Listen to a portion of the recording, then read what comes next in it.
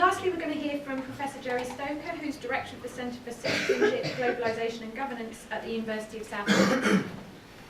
Okay, thank you very much, Jane, and I hope you noticed that I've taken my badge off, and that's because whenever you appear on the TV and you've got a badge on, they say take it off because it looks like you've just escaped from an institution.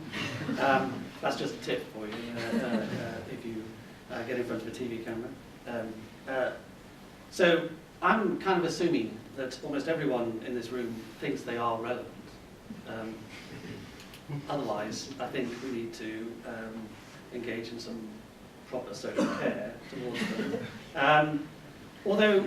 And I kind of therefore imagine that in my department there would be very few people that would wear a t-shirt that said, "I heart being irrelevant." There are some you potentially would want to wear that t-shirt, but it's not necessarily one that would be taken up by many people. So the reality is that I think a lot of political science, a lot of political theory, is inherently relevant because it's about the political systems of our world, about what they are and potentially what they could be, and I can't imagine that any of that isn't relevant to our fellow citizens. So in that sense, I think that everything that people will do as political science is relevant. So what is it that I can offer as a new contribution? Well, I suppose for me it started with beginning to get much more engaged in the policy process really from, I suppose, the 1980s onwards. When you talk to people at local government, central government, international level, when you talk to citizens who are activists, they listen very politely when you describe your research findings and your depiction of the problems and difficulties and challenges and the way in which you talk about the way in which you might conceptualise or analyse the world that they are asking you to talk about. But then they always come back to one question, which is, well, what should we do? And that question isn't just a normative question, it's a question which is about what we should do, but also what should we do that actually might work. Now, I think that one of the problems with political science offer of relevance is that we haven't been as clear as we might have been about how we might actually go about answering that particular question. And the paper that I wrote for Political Studies Review has got the title of Designing Politics, a Neglected Justification for Political Science. And what I was trying to do, I think, is make sense of some of the practice that I engaged in without actually really thinking it through, because like anyone in the situation that I found myself in, I had lots of research that was about why everything was going to the dogs, but not a lot of research on what you then did about it, one way or the other. So in the time-honoured manner of professors through the years, I just simply blagged my way, hoping that some of the ideas that we came up with might actually work. But what I've tried to do in the paper and in some of my more recent practice is to think about how you might do that more systematically. And there's probably three things for me to get across. The first is there's an enormous intellectual tradition behind actually trying to design solutions rather than simply analyse problems. And for me, the starting point is Herbert Simon's work on the sciences of the artificial, where he makes, I think, a very powerful argument to say that the social sciences are generally a particular version of a natural science way of looking at the universe as it is a given. But there was always in the academic world, and if you look around your universities, if you talk to the engineers, the medics, the architects, etc., an enormously large second intellectual tradition. And that was about how you design things to achieve particular purposes. How you design drug interventions to improve people's health, how you design buildings so that they don't fall down, assuming that that's what engineers do, and how you actually achieve certain purposes, and how you engage in science and research and theoretical reflection in order to get that intentional change achieved on the ground. So that commitment to intentional change is not odd in academia, it's actually incredibly widely shared within our university communities. It's just within political science and within the social sciences, we've tended to emphasise one half of the intellectual tradition rather than the other half of the intellectual tradition. So I think we can say that we're resting on fairly safe and solid intellectual grounds to move down that road. Then I think that there is a substantial process, a rather different way of working that you need to go through in order to design solutions as opposed to simply analyse problems. And I'll just mention three of them. In the paper, I do have a slightly more extended version of this argument. But I think that classically, when you approach empirical work, when you're designing, you focus much more on synthesizing existing knowledge rather than creating new analytical knowledge, because the designer actually wants to know the full range of different evidence out there. They may want to develop various forms of systematic analysis in order to test that evidence, but actually the focus is much more on synthesizing rather than analyzing, because you want all the evidence possible in order to enable you to construct the most effective solution. I think the second thing you clearly need to do is have some formula which enables you to think about how you construct different solutions. And contrary to the advice that you're often given as an analytical social scientist, actually designers actively engage in concept stretching. So what they look for is something that kind of works in another area, and then they wonder whether it was slightly twisted or it was slightly developed, that particular device could be useful in changing another area or another problem or meeting another challenge that you've got. And I think the third thing that's essential to the design process is a strong commitment to iteration, so that you, in effect, test possible solutions using various forms of research in order to do that. And there are a number of different options that you can do in terms of testing in an iterative way as to whether something worked and then testing again. But the one that I have developed very strongly with Peter John and other colleagues is using randomized controlled trials in order to actually test interventions, tweak them, and then test them again. So I think that there is a potential in this design approach, which is more focused on solution seeking, that would actually extend the claim of relevance within political science. And this leads me on to my final point, which is, as ever, when you start writing something like this, you discover that actually lots of people, in many ways, have been doing it already. So let me mention three groups. I think that Rosie already mentioned the work that feminists have produced, and I think that they have exactly adopted a solution-orientated approach alongside an analytical approach, and begun to offer solutions that would actually shift the gender bias or other inadequacies in the construction of the political process. If you think about the work that environmentalists and others have done, but particularly, say, take the work of Eleanor Ostrom, there's somebody else who, again, has spent a lot of time in her career looking at the design of institutional devices that enable us to manage various competed for common goods. And she basically spent 20 or 30 years of her life trying to think about how you could design institutions in order to meet that challenge. And then in the world of democratic renewal, especially in areas that have been conflict-torn, there is also an enormous literature about how you design institutions, constitutions, and interventions in order to take the heat out of particular conflicts and develop alternative ways of constructing political systems.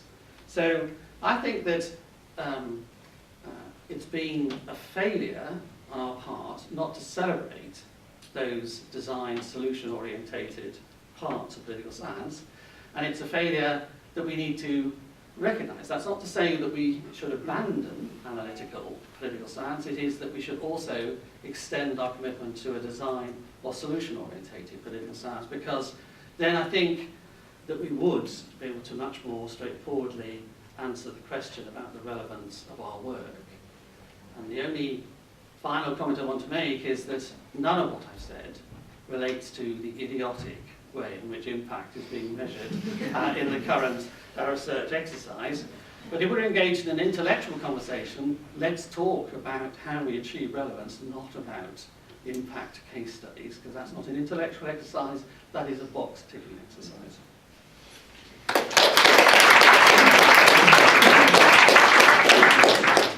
Okay, well, we've heard from our 4 panellists, and now it's a chance to hear from you all. So I will try and group sets of questions, and it would be great if we could try and group them around themes, but we'll see how we go. And if you could say who you are. So who would like to kick us off? I'm going to stand up so I can see at the back. There's only one, so. Oh yes, did I win? Yeah. I'm Paul Kearney from Stirling. Just to pick up on Jerry's point, I mean, I wonder, maybe after a generation, we won't be talking about impact anymore because it'll be so ingrained that it's part of the job. But you're kind of stuck now with the generation who's now having to fill things in boxes. And I wonder, well, my question to you is, if you have to choose between doing this meaningful impact that you're talking about, where you actually think you're changing people's minds, and playing the game, what would you honestly recommend just now for people who know that this is tied to promotions or who are tied to their status in the profession? I mean, or you know, maybe if that's not good, what sort of balance can you strike between the two things? Are there any other questions sort of on that similar topic before we get the panel to? Nope. Okay. Did you want to? Okay, so my honest response would be, I think that you should be able to fill out your impact case study occupying 5% of your brain and 5% of your time. I think that my general view is that the politics and international relations subpanel entirely buys the arguments that Rod was making about how almost all impact isn't in that kind of linear manner that some of the material about the way impact should work is claimed. Basically, I think that they'll try and look for evidence that you've made some effort to vaguely talk to somebody at some point. That should be good enough. To be honest, I think that it would be much more robust if we actually were prepared to address the underlying challenge. So from my point of view, I'd rather we spent the bulk of our time, the 95% of our time, actually trying to address the intellectual, amazingly complex challenges involved in actually trying to move beyond analytical towards solution-orientated political science. And I think we should also recognise that the construction of the impact of this on our careers is substantially down to us. So although there is a sense in which there is the management out there, Rod, some of the management is us. And I think it's up to us to make sure that people are rewarded for intellectual endeavour, whether it's intellectual endeavour in pursuing analytical work or intellectual endeavour in pursuing solution-orientated work. It's the intellectual endeavour that we should be prizing, because that's, after all, what we're all in the world of universities to offer. I don't think it's an either-or question. I mean, I've got mixed feelings about the impact case studies. I'm in one collaboratively with someone else, and from what I'm hearing from people, it's not everyone in departments who's an impact case study. It's people who actually have been doing something that might be called impact related. And I would have thought, as long as we keep it in that model where not everyone has to kind of fill in the bloody form, is it so detrimental if actually some people who have been spending a proportion of their time doing this stuff, which means they're not doing something else, get some recognition? You know, maybe that's one less publication that you've produced over the 4 years or whatever. So I don't know. I agree it's dreadful, and to have to send all the emails you've received from everybody and try and find them and all the evidence you've got to collate. I mean, it's an absolute nightmare. So I have this mixed opinion about it. But as to whether you should focus on the reality of the game, I absolutely agree with Jerry. You know, don't become an academic to play the game. You know, it's totally hopeless and miserable idea. But if you can adapt the game to suit you because you're already doing some impact things and it's not going to take up too much of your time, then maybe it's recognition of work that's been undertaken. It's not such a bad thing. Do what's important for you. Short and to the point. I'll write that down. You will have to play the game at some point. I feel as much we're lying down at this point. With, you know, sound advice, or if you prefer it another way, ignore all deans. Yeah, especially when Rob was a dean. Thank you, Catherine. Did you have anything? I don't think I've got anything Okay. to add to. That's great. Okay, we'll take another. I saw Patrick first. So, Patrick, did you have a question? Hi, I'm Pat Maybe from OSE. I just want to make 3 points. They're not really questions. Surely I'd be not. interested Only 3? The first thing is, okay, the ref is terrible and everything, but if you actually write a 4-star ref case study, that could be worth £130,000 a year for your department, which over a 5-year term means that there's £720,000. So there is a certain potential if you're in applied work and if you've been having a bit of a problem getting your department to value applied work and so forth, there is a potential for this to have a certain amount of positive impact in terms of reorientating us in the way that Jerry was suggesting towards solution-seeking work, and I'd encourage everybody to try and make that work. The second thing is slightly old-fashioned talk from the panel, because it doesn't really have anything about what I would call the digital scholarship agenda. And the basic essence of the digital scholarship agenda is shorter, better, faster, free. So academic communication has got to get shorter, it's got to get better communicated, it's got to be more timely, it's got to be faster, and it's got to be free. It's a huge scandal that the Studies Association is just sitting around whinging about open access is going to harm political studies and take away our funding, and not actually do the kind of professional committed thing, which is to get out there and really push open access. So I hope some of you might come along to the general meeting today, annual general meeting, support that line of argument. And then the third thing to think about is, digital scholarship is not just about, writing 1,000-word blogs, important though that is. It's also about remodeling the whole way in which we think about the discipline. And Jane mentioned that the Senate has cut political science out of all NSF funding, except for national security stuff. That's a very, very bad straw in the wind. And, we need to think about some quite fundamental things. Why aren't we building a political science data web? Where are the political science equivalents of the genome map or the maps of the astrophysics maps of the universe? We haven't been building and consolidating and linking together and then delivering back to citizens the whole kind of digital resources. We've been having these little tiny pockets and not doing things with them.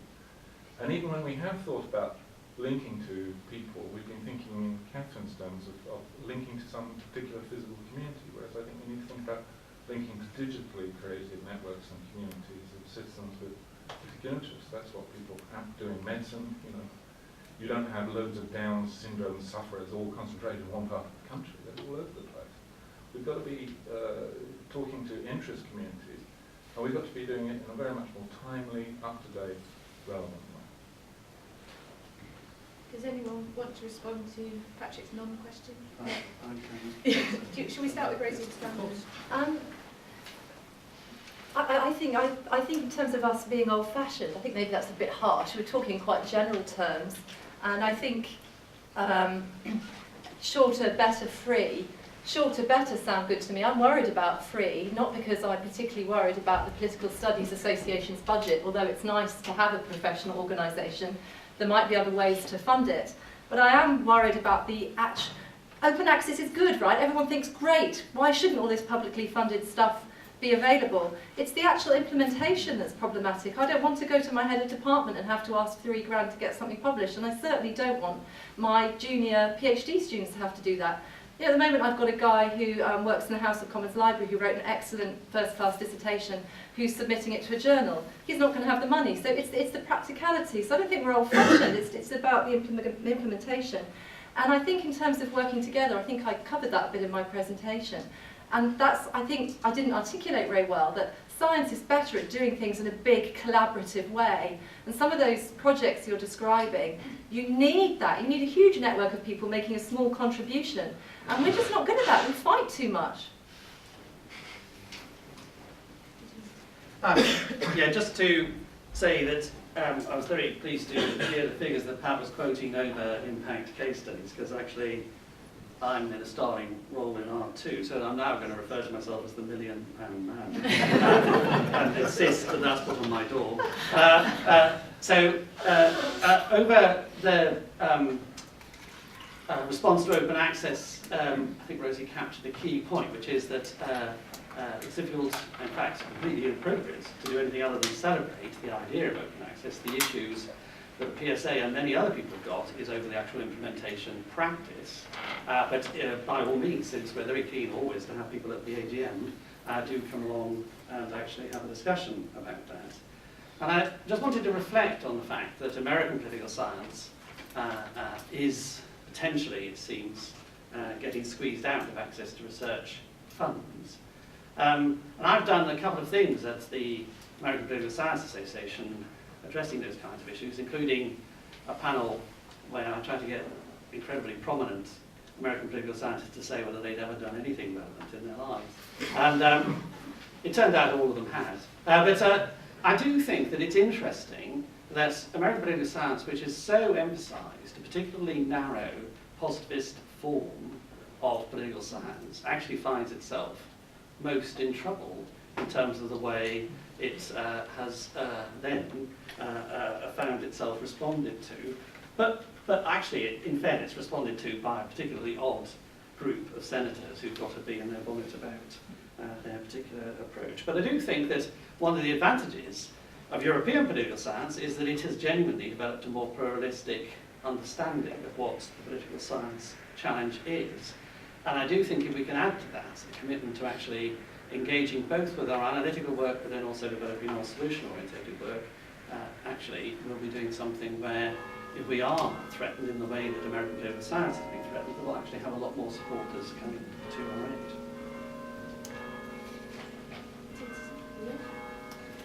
aid. Just to echo Patrick's point then about the importance of engaging with what he's called or termed as communities of interest as a way of mobilising knowledge, I think is incredibly important. Had a recent conversation with someone as part of a kind of policy dialogue where we were talking about is it communities of interest or communities of geography, and they just went, yawn, this is just such a boring academic debate. Actually, if we're interested in mobilisation, it's about communities of issue. And I would agree with that, but at the same time, I think that the points that I was making about geographical communities aren't the only types of communities that exist, but nonetheless, we are based as part of a geographical community. And I think that often universities neglect their role about the direct communities in which we're situated in. And so I was just trying to make a call of a plea to say that universities are community actors as well, and that we should really seek to engage in those communities that we serve and are situated in. And I'm concerned that that might just get lost with a focus just on digital communities of interest, important as they are. Okay, let's take another one, another couple of questions. Yes, if I could put in a word for Australia here, I say that Rob Rowe's description is absolutely accurate. Absolutely accurate. And it's obviously directly relevant to academics seeking promotion or appointment. Now, I'm not one of those, I've retired, I just tell you that's not good. But the whole situation of trying to measure the impact of someone's studies by measuring the articles they get in learned journals is a fallacy to stop. let's take an issue today, which I study immigration and ethnic relations, which, as you can appreciate, is a very dangerous area to be loved in, particularly because the great majority of people in this, academics and professionals in this area, are opposed to government policy in Australia. So that's one risk you take, which you have to take with us. But the problem is not just the use of learned journals, so I regard that as a very serious problem for those in employment. I don't write for them personally. But the risk is that there is a higher level than that, which is the level of government funding of research, which in Australia is largely in the hands of a single agency, the Commonwealth Government Agency. And that agency sets priorities for study on a regular annual, it used to be triennial basis. So suddenly, national security, for example, becomes an area in which you're going to be more likely to get a grant than something else. And that means that we've had a sudden increase in number of people reading the Quran, for example, trying to find out, to learn something about Muslim, which is a very good thing. But that really is a government, in effect, not directly interfering in the policy areas, but shaping the priorities in such a way that some areas will be favoured and other areas won't. So we've got favouritism there for writing in learned journals, in particular graded learned journals, I should say, but also favouring particular policy areas. And if it doesn't, I'm sure there are aspects of that here already, but it will come. It came to Australia through Canada and the United States. It will come here as well, and it will become more and more relevant as funding increases, as the number of institutions expand in which it does. So some favoured institutions like LSE, which is where I graduated many years ago, or our Australian National University, get favoured and have no problems with this. But it's the newer universities, and the really new universities in Britain and in Australia, which will find it increasingly difficult to get into the learned journals, to get the grants from the government, and to have any kind of impact. And I think that's coming. I don't want to be too pessimistic, but it seems to me to be coming. Left them side. I can comment on Australia if people want, but I mean, the corporatised university is a brute fact of life, I think, in both Britain and Australia, and we have to live with the consequences of it. I've not been here for the last 10 years, so I mean, I don't know to what extent the ESRC nowadays articulates a set of priorities, and we increasingly sort of start to put in our bids under the headings that the ESRC have. Both Jerry and I, in earlier stages of our career, certainly responded to programme initiatives by the ESRC because we knew that this was a money tap and we wanted the money that was available from it. I imagine that still happens nowadays, but I don't actually know. And the difficulty is, I mean, it's fine. I think in both Jerry and my cases, we were applying to do research in areas in which we were already working and in which we wanted to continue working. But I also know from, again, my management jobs at UK universities, that when those things happened, the edict goes out from the centre to all colleagues, this money tap has been turned on, we expect to see grant applications for it. And I know out in this audience, there are people who have responded to those kinds of imperatives, spent days, weeks, months filling in. I'm sure the ESRC form hasn't got any simpler in the last 10 years, when you could have been writing an article and you don't get the money anyway. And it probably wasn't your main intellectual concern at the time. And so when I was being abrupt and flippant when I said, do what you want to do. But I actually think, given the range of demands which are now made on academics from so many sources, there almost is no other alternative than for you to set your priorities for what matters to you. If opportunistically you get the opportunity to do some impact work and you want to do it, great. I would hope everybody is actually trying to talk to multiple audiences. That's the only point in writing, frankly, if you don't want somebody to read it. and I want as many people as possible to read my work. I mean, it's a horrendous thought, I know, but nonetheless, I mean, I want to get it out there, and I do write in several sources, and I think most people should be aspiring to do that. But you do it when you're ready, when you feel you've got the writing skills, when it's right for you. And unless you're thinking in your head, what matters to me, what can I do that will help me develop me as an intellectual, that's the way to go. I think the promotions will come along with it, if that's the starting point and you've got those priorities in your head.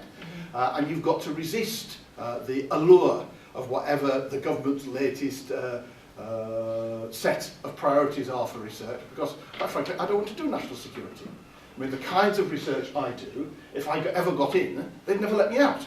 Because the idea of doing an ethnographic study of MI5, whilst it's a brilliantly attractive idea, and I would love to actually do it, I mean, they'd never let me publish at the end of it, because all the interesting stuff would just get black penned out. You know? So, I mean, you know, I don't go for it. I have to do the studies, you know, that I can get the access for. And all the time, you should be making those calculations on the calculus, which is your calculus, not the deans, not the government, not the universities, or whatever. And, you know, at least you'll have your self-respect, even if you don't get the promotion. And frankly, self-respect's well worth it. Yeah, I mean, I echo the kind of do what you want to do, pursue your own kind of research interests and, you know, intellectual kind of curiosities. But I think there's also, it should be acknowledged that not everybody within our community has the same opportunity to kind of do that. Yes. And that this actually was a point that came up, I think, at the PS, this roundtable last year, really, of that if we're adding impact to the list of excellent skills that we expect early career researchers to have in their first job, along with publishing 4-star journals, journal articles, being fabulous, inspiring, Dead Poets Society-esque teachers, and you know, an excellent kind of project managers and administrators. That's actually, for early career researchers, can be one, an incredibly daunting prospect, but two, actually very difficult for people that are on short fixed-term contracts that don't have the opportunity necessarily to be able to, you know, aren't necessarily pursuing their own intellectual curiosities because they're part of a wider project. So I think that if we're interested in closing this kind of relevance gap and that's through a sustained dialogue and conversation, solution-oriented kind of research, we need to recognise that maybe the way in which we treat early career researchers has to